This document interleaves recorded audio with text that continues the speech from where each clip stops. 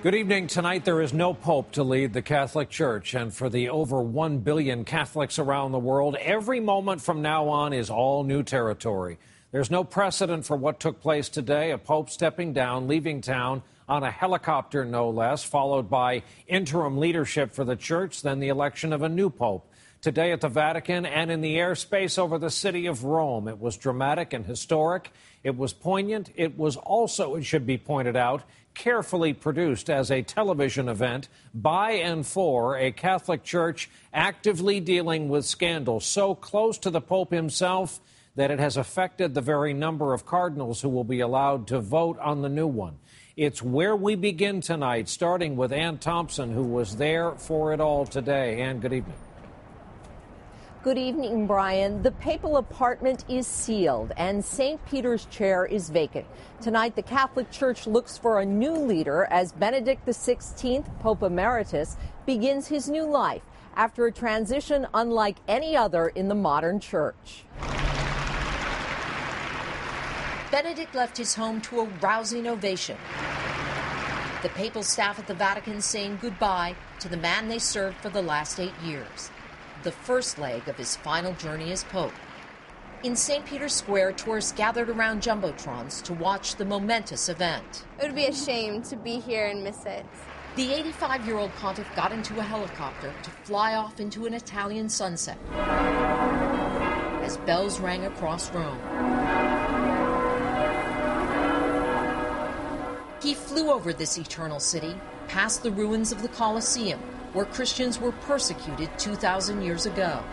His destination, the papal retreat Castel Gandolfo, 20 miles to the south, where 10,000 people waited to greet him.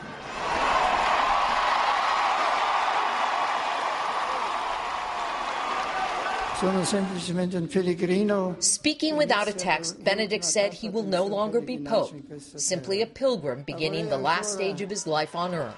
I think he needs those prayers right now because it's such a big step. Earlier in the day, Benedict met with the cardinals and promised his successor will have his unconditional reverence and obedience.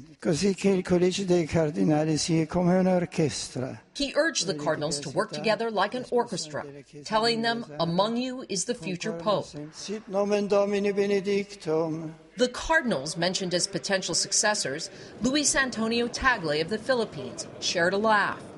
Boston's Sean O'Malley got a warm reception, as did New York's Timothy Dolan.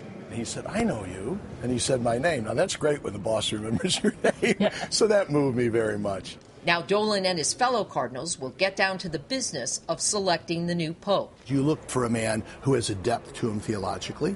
You look to a man who has probably some sound governance skills. You look to a man who's got some pastoral compassion to him. This man, who took to Twitter cautiously, had one last message, thanking his 1.6 million followers for their love and support. Tonight, the papal Twitter feed says sede vacante, the seat is vacant. At 8 p.m. Rome time, Benedict became Pope Emeritus at Castel Gandolfo, a historic moment for the Catholic Church and the world. Now, while Benedict gets to stay at the papal summer retreat, he will not get any special heads up about who is chosen as his successor.